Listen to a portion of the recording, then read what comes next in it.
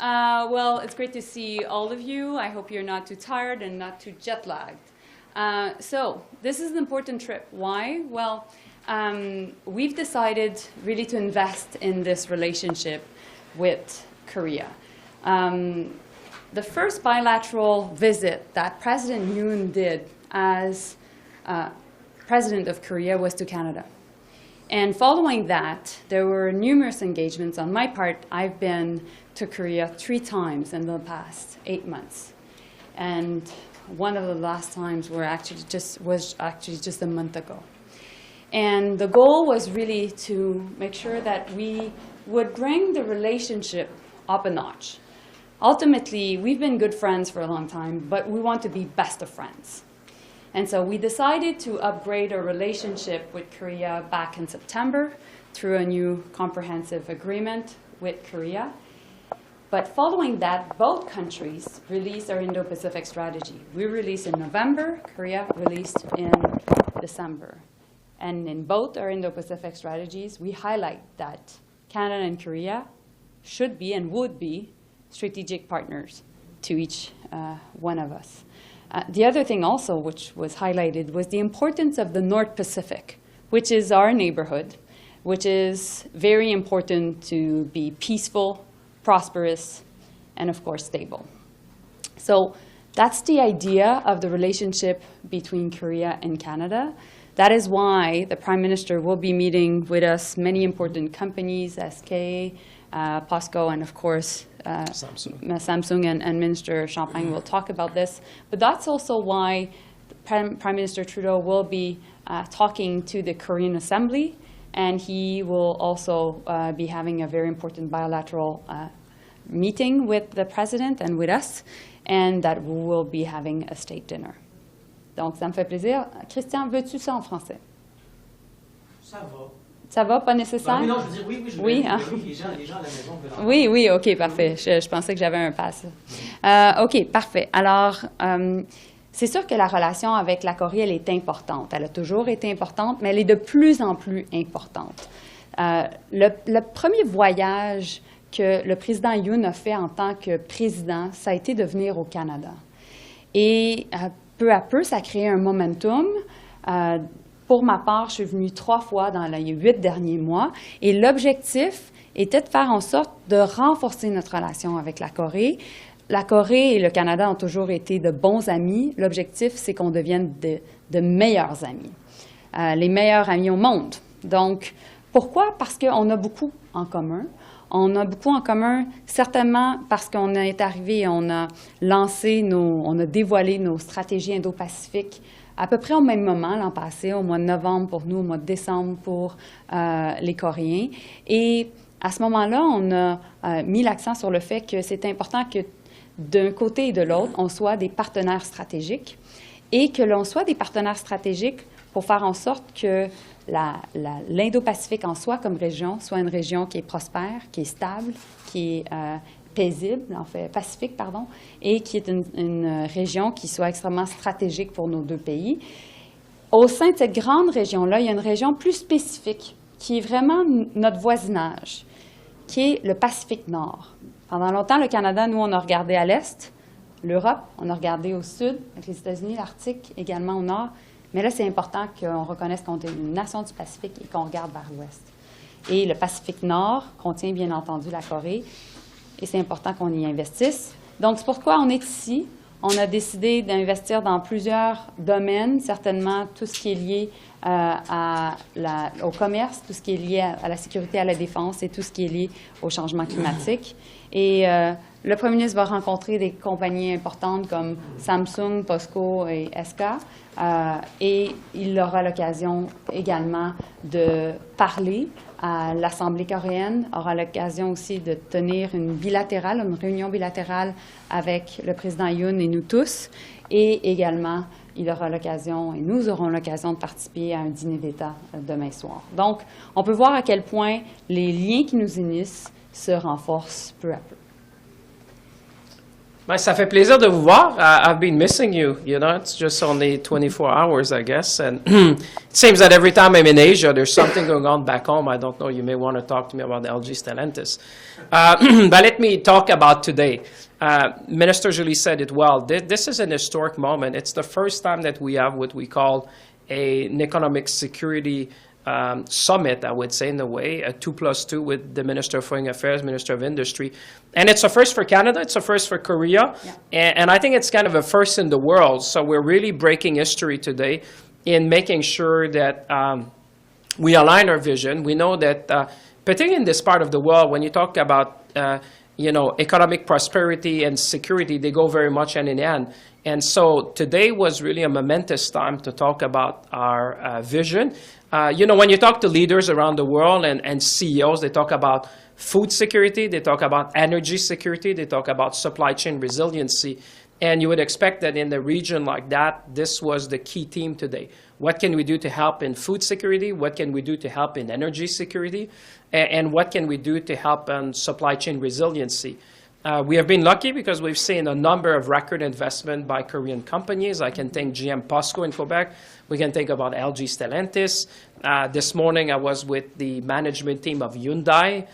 We talked with Hanwha. I mean, a number of Korean companies understand that it's no longer why Canada, but it's how and when. And this is our job to make sure that people understand that Canada is what the economy of the 21st century need.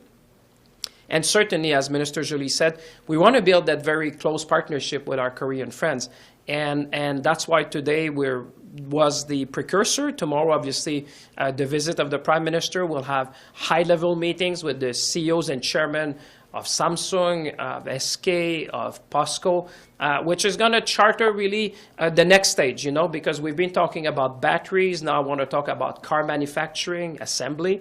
I want to talk about AI. I want to talk about quantum. I want to talk about energy storage. I want to talk about semiconductors.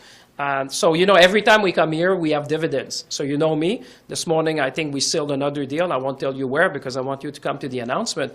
But certainly, every time we do these things, and every time, this is my second visit, I think, in 7 months in Korea. And I think today, people talk about Canada in a much different way. In 2015, we signed the Korea-Canada Free Trade Agreement. Actually, I think I signed it in 2015. And now we look at our bilateral trade, which is about $20 billion. But as Minister Joly said, and I think the Prime Minister will be, how do we bring that to its full potential? We know that in a region which has a lot of geopolitical challenge, Canada is seen as a very stable, predictable partner, and that's how we're presenting Canada. So very happy to be here and obviously take questions. J'imagine que vous voulez que je répète ça en français, M. Noël? Ah ben oui, effectivement. Ben écoutez, ça nous fait plaisir. Ça me fait... Non, je comprends. Il y a d'autres de vos collègues qui seraient intéressés à compter les mots. Mais ça me fait plaisir d'être avec vous, évidemment, ici aujourd'hui à Séoul. Comme je disais avec la ministre Joly, c'est un jour historique parce que c'est la première fois qu'on a un dialogue qu'on appelle sur la sécurité économique. Première fois que ça existe pour le Canada, première fois que ça existe pour la Corée du Sud. Et c'est une première, je pense, dans le monde où vraiment les ministres des Affaires étrangères, les ministres de l'Industrie se rencontrent pour déterminer un peu la suite des choses. On sait que dans cette partie-là du monde, on parle beaucoup de sécurité économique. Il y a 3 aspects qui touchent beaucoup les dirigeants dans cette région-là du monde en particulier. C'est la sécurité alimentaire, la sécurité énergétique, évidemment, la résilience des chaînes d'approvisionnement. Moi, je vous dirais qu'on ne parle plus maintenant pourquoi le Canada, mais c'est comment et quand. Et ça, c'est un grand pas qu'on a réussi à faire depuis qu'on a signé l'accord de libre-échange Canada-Corée en 2015. Là, notre mission, c'est un peu d'amener cette région-là à son nouveau potentiel, je dirais à son plein potentiel. Et évidemment, quand on parle aussi des compagnies coréennes, ce matin, je rencontrais des gens comme Hyundai qui sont intéressés à regarder le Canada. Il y avait Hanwha, il y avait d'autres compagnies qu'on va rencontrer demain avec le Premier ministre, dont SK, Samsung, les grands groupes qui sont en train de regarder, on va aller plus loin que les batteries. On veut regarder les semi-conducteurs, on veut regarder par exemple le stockage d'énergie, on veut regarder par exemple en matière d'intelligence artificielle, de quantum, de cybersécurité. Et je pense que nos partenaires coréens voient l'avantage d'un pays comme le Canada quand on parle de stabilité, prévisibilité, primauté du droit. C'est vraiment des choses qui touchent évidemment nos amis coréens. Alors, évidemment, on aura la chance de parler aussi, je suis sûr que vous aurez des questions sur LG et Stellantis, sur lesquelles ça va me faire plaisir de répondre. Minister, that's exactly what I asked you about. So news out of home. I'm just wondering, when it comes to negotiations with Stellantis, did the Volkswagen deal? Did the negotiations change after the Volkswagen deal? No, let me say, it's very simple, and I wish I could be in Canada to answer all the questions, but we can do it from here. It seems that every time I'm in Asia, there's something going on back home. Last time was something called Rogers. Listen, first of all, I'm very confident that we will come to an agreement with LG and Stellantis.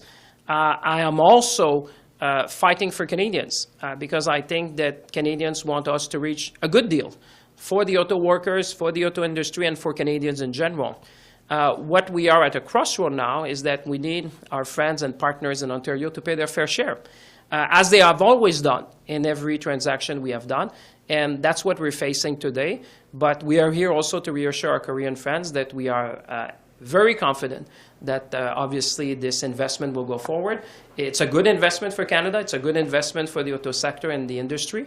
And that's why we're working on that. It's normal negotiations. But I would say now what we need, and the message to our colleagues in Ontario is, pay your fair share. And we will bring this stalemate, if you want, to a conclusion. Is the federal government willing to sweeten the deal? Well, it's very simple. When we looked at this transaction in March 2022, when we announced with the Prime Minister and Premier Ford, we were in Windsor, we announced the deal, and we had the deal with the company.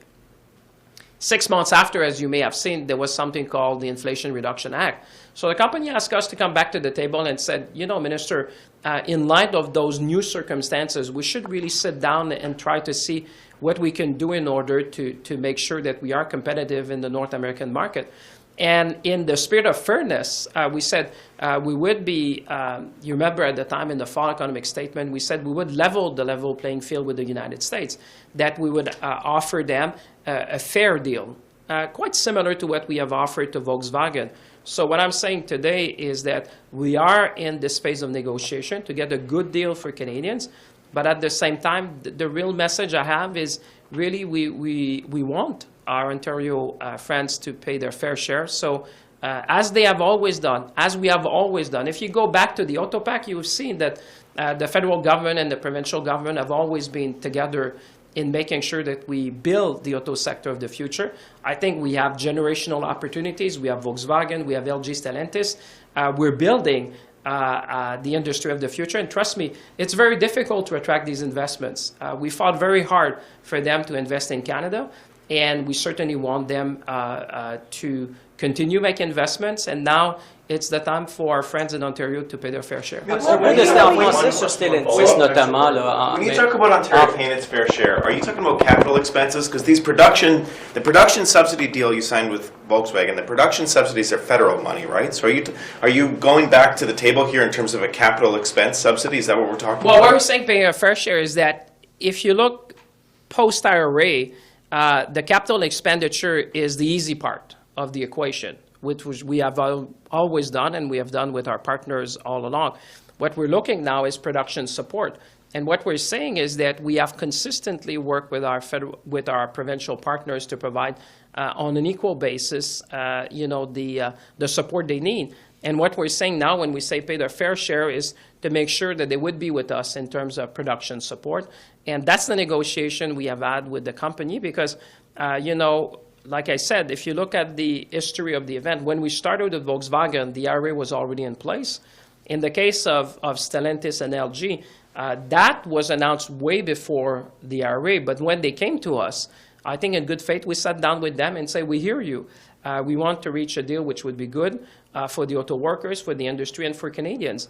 And now we're saying to our provincial friends in Ontario, be with us as you have always done and as we have always done together to make sure that we provide the good jobs, the opportunities, because these plants are there for probably 50 to 100 years. So there's going to be a lot of economic benefits to the people in Ontario.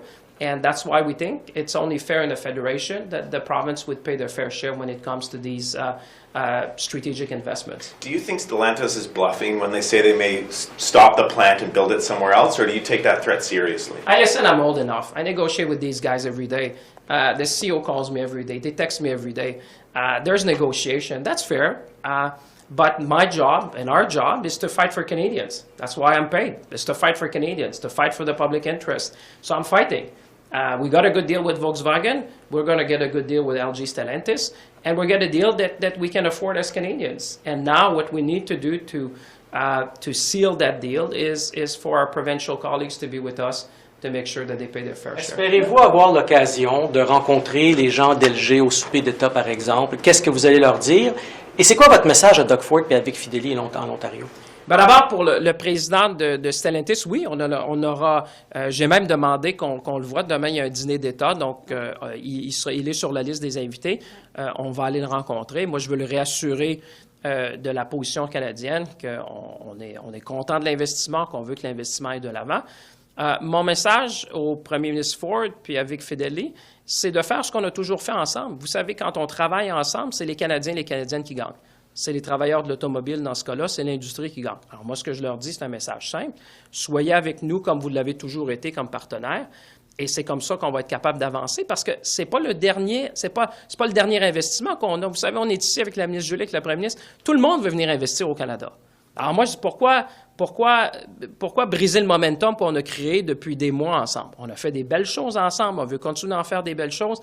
Et je peux vous dire qu'il y a beaucoup de juridictions, ces grands donneurs d'ordre-là, ces grandes sociétés-là, ils regardent du côté du Québec, du côté de l'Ontario. Alors, il y a une saine compétition à l'intérieur de la Fédération canadienne. Mais moi, ce que je dis à nos collègues avec qui on a toujours travaillé, le premier ministre Ford et le ministre Fideli, c'est continuons de travailler ensemble. C'est comme ça qu'on gagne. Et je pense que les Canadiens respectent ça. Madame Joly, en regardant le G7 qui s'en vient notamment, on va parler beaucoup d'évasion, de sanctions. À quel point est-ce qu'il y a de l'évasion de sanctions que vous êtes capable de mesurer? Puis comment est-ce que vous allez, avec les amis du G7, être capable de resserrer tout ça et convaincre les banques aussi de le faire? Bien, premièrement, je pense que c'est important qu'on remarque et qu'on souligne que les sanctions fonctionnent. Les sanctions contre la Russie fonctionnent en particulier parce qu'on voit certainement le secteur militaire affecté par le fait qu'il n'y ait pas d'importation en Russie de matériel, de nouvelles technologies.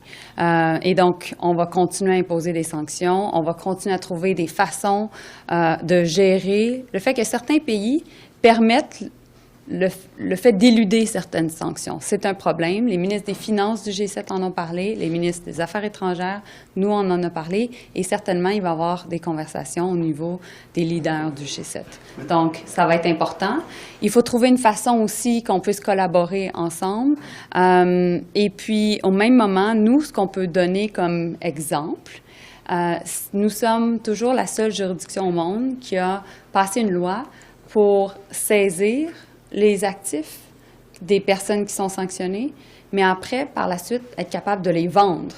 Et là, on travaille sur plusieurs nouvelles liées justement à la saisie et à la vente d'actifs au Canada.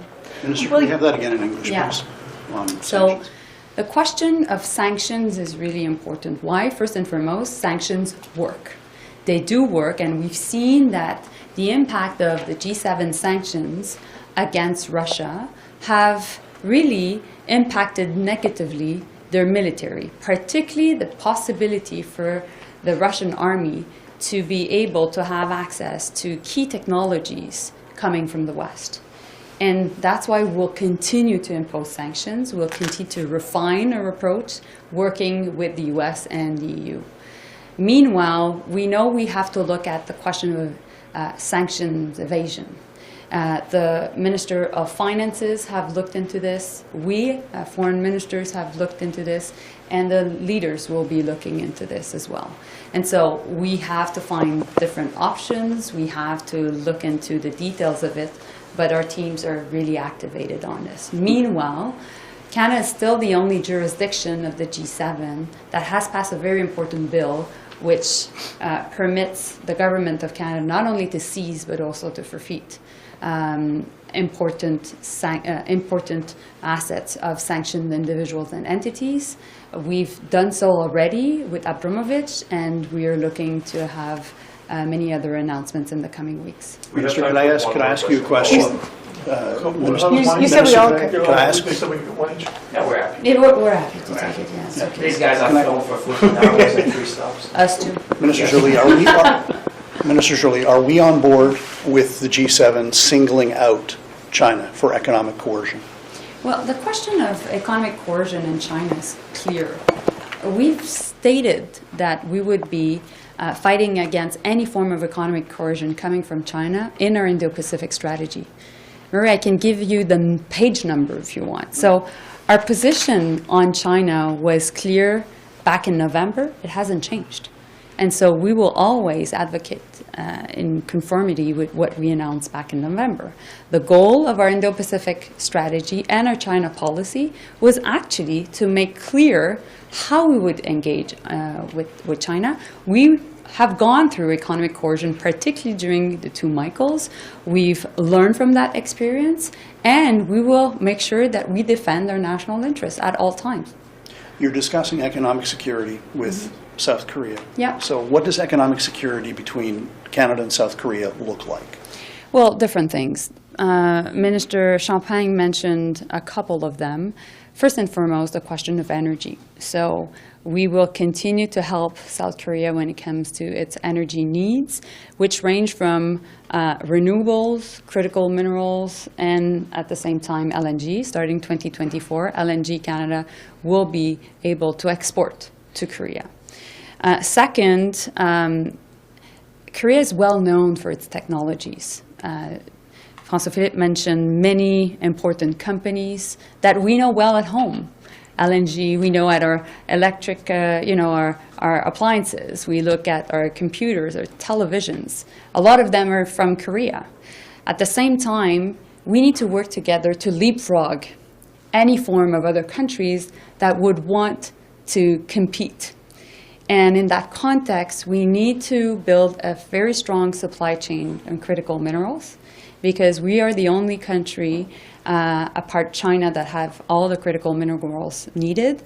And second, we need to invest in AI, in ethical AI, and that's also a very important point. And finally, we've talked about economic security in Korea, but we're part of the North Pacific. And the North Pacific is, like I mentioned many times, our neighborhood. But it is a part of the world where tensions are heightened. Why? Because of the DPRK, which has been sending and firing missiles over South Korea's airspace and maritime borders over Japan. So DPRK is definitely an issue. And of course, China is also an issue in the region. So working on making sure that we understand how to keep this region stable and peaceful is extremely important. It is the first time that Canada talks about the North Pacific. It is the first time that Korea talks about the North Pacific. It was in our Indo-Pacific strategies that we highlighted this for the first time, and that's why we're continuing to partnering together. You will see in the joint declaration tomorrow a specific mention of this region. Will either of you or the Prime Minister be meeting with LG while you're here? And as well, we're looking for some clarification about what this negotiation is really about. Is it about subsidies for the entire plant or for the battery module part of the plant? Well, we're going to seek to see the CEO of LG. I think it's only fair that, I had discussion with his management team, I think, a few days ago before I left, to provide them the assurance that the Government of Canada would be there and that we want to see that key investment go in our battery ecosystem.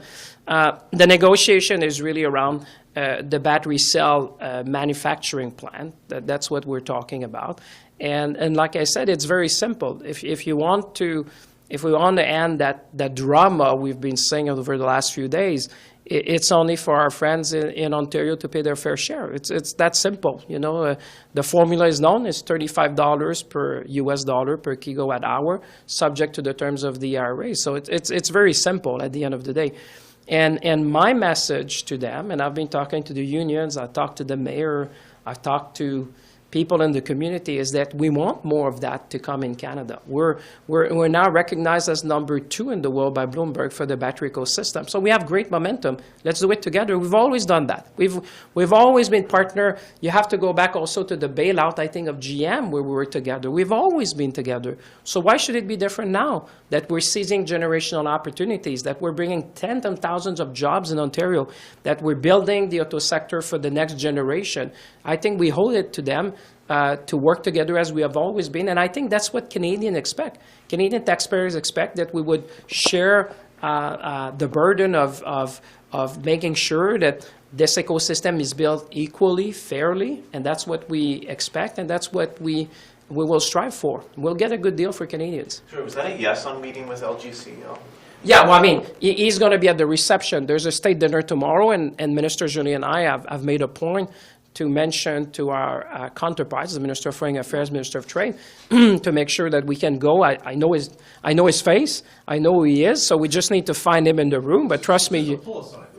Well, I mean, listen, you know me. I'm not very shy. So if he's in the room, I'll go talk to him, and I'll tell him that what I just told you.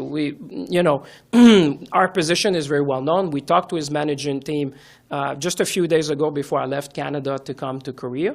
And the message that I've conveyed to him, or I will convey to him, is the same that I've conveyed to the leadership of Stellantis, that we will get through this. And we will do it in partnership, as we have always done with our friends in Ontario. And Minister Joly, South Korea's president, he campaigned on an anti-feminist movement last year. What is your message going to be when it comes to gender equality? Well, first and foremost, we have a feminist foreign policy, so we'll always reaffirm the importance of gender equality, and I've said that many times also to my counterpart, Minister Park Jin. So first. Second, one of the things I did when I was here back in April was to meet North Korean women who had fled North Korea. And a lot of the refugees from North Korea here in South Korea are actually women. Why? Because a lot of them, there is actually, how do you say that, human trade. So they're sold to Chinese men, and eventually they escape and they get to South Korea. And for the first time, South Korea published a report on the state of what's going on in North Korea and all the human rights violations, and particularly the human rights violations against women. So that's why you saw me tweeting about this 3 days ago, because we wanted to highlight the good work that South Korea was doing to address this issue. And that's why also you will hear Prime Minister Trudeau and President Yoon tomorrow highlighting the importance of shedding light on human rights violation in North Korea. It is a very opaque regime. Not a lot of countries know what is going on in North Korea, and we want to continue to shed light on this. I just wanted to add to your question, Murray. I forgot to say, you were talking about economic security. I just wanted, and I know the question of defense is really important to you. The other fact I wanted to add was, in our Indo-Pacific strategy, we added a third frigate to the region. At this point, this frigate will be available in the coming weeks. We are now the third country after the US and France in terms of numbers of frigates here supporting the enforcement of UN security sanctions against the DPRK. En français, sur la question d'Ashley, si c'est possible, c'est une chose de parler des droits de la personne en Corée du Nord. C'est une chose de parler des droits des femmes en Corée du Sud. Est-ce que ça va être abordé? Oui, mais on le fait à chaque fois. Je l'ai déjà fait. Le Premier ministre le fera, j'en suis convaincue. Pourquoi? Parce que nous avons une politique d'affaires étrangères féministe. Alors, c'est une question qui me préoccupe personnellement pour des raisons évidentes, mais c'est aussi une approche qui est très, très importante pour le Premier ministre. When the Prime Minister travels abroad, he likes to talk up his gender balance cabinet. Does he have to moderate that message when he's dealing with you? And when he speaks to the National Assembly, is he going to deliver that same message, or does he kind of ease back a little bit? I'm also curious about how your dealings with the government have gone, your counterparts. Have you noticed anything different about dealing with this government than another government? Well, I would say that my counterpart, and François-Philippe met with my counterpart today. So my counterpart, Park Jin, and I are very close friends. Of all the foreign ministers, I would say that PJ and I are like, you know, he's one of my best friends. Why? We've seen each other 6 times in the last year. It's not well known, but his son lives in Toronto. And so he has clearly a Canadian connection. And just to give you an example of what we did last time, so of course I came here for a bilateral visit. My goal was to prepare this meeting between President Yoon and Prime Minister Trudeau. We went also to a very important temple an hour and a half from here. We actually met with the delegation there of nuns. We talked each other about our lives, our families. He wanted me to meditate with him, so which we did, and I gave him a gift. I learned through the grapevines that he loved playing harmonica. So, and the first thing he did when he received the gift was to play Canada's national anthem. So, diplomacy is about friendships, it's about personal relationships. I'm giving you that texture because it shows how much there is this deepening understanding of each countries, but also it's driven through the fact that we get along very well. And I must say, President Yoon and Prime Minister Trudeau click very well. So when you have good relationships, you're able to address things that sometimes you don't necessarily agree. You're able to address the more difficult issues that you don't necessarily see eye to eye. But we're at that level with Korea at this point where we can address these issues, but we can also work very hard on making sure that we have strong economic security and good cooperation. Just on the LNG piece, Korea is one of many countries that have come looking for Canadian LNG. Obviously, they're part of this project in British Columbia. Yeah. But is there a conversation beyond that? Is there a request from Korea for more? And is there a willingness to government to consider that? Well, I would say sure. I mean, we know that in this part of the world, energy security is everything. And they see Canada as a long-term strategic partner. That's why LNG Canada is very key. And I always say, you know, if you want to be invited at all the tables, provide energy, because energy is national security. And therefore, I think Canada is positioning itself, plus the work that Minister Joly has done in the Indo-Pacific strategy. I said it today in the bilateral. You know, when I was Minister of Foreign Affairs, there was questions as to the commitment of Canada. You know, we said we were a Pacific nation. But now I think we have demonstrated that beyond being a Pacific nation, we're putting resources, we have a strategy, we have a vision, we want to engage at all different levels. Trade is one, investment is one, defense is one. So I think Canada is seen in a much different eyes these days than I would say even a few years ago. But we're also looking, just before I came here, I celebrated, there's also SK, which is signing a partnership that they'll be announcing with one Canadian company on hydrogen for the country, which is also very promising, which probably would be one of the largest hydrogen projects in the world. And what you're seeing today, and Minister Joly alluded that, the relationship, having been a trade minister, a foreign minister, and having seen now, the warmth of the relationship is unprecedented. I think that they now see Canada, that's why we elevated the relationship to a comprehensive partnership, I think that's the term. But in the interaction and in the investments, you see that we're at a much different level. They understand that Canada is part of I would say, Korea's future in terms of resiliency. And therefore, that opens up a lot of opportunities. And that's why I think the LNG project is key, because obviously it's going to provide a significant amount of LNG to Korea. But that is also a door opener for more projects. The one that I'm referring to now is on the East Coast. I'll let the company announce that. But that will be probably one of the largest hydrogen projects in the world. So, and we want to build this kind of partnership to be able to not only help our Korean friends, but other colleagues around the world and partners who need energy security. Just going back to Stellantis. Yes.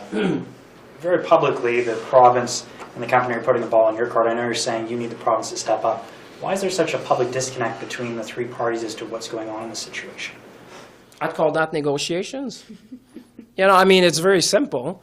I'm a simple guy. We had a deal in March with the company, the three of us. We said that we would provide a certain level of capital to a certain level of subsidies to build the facility.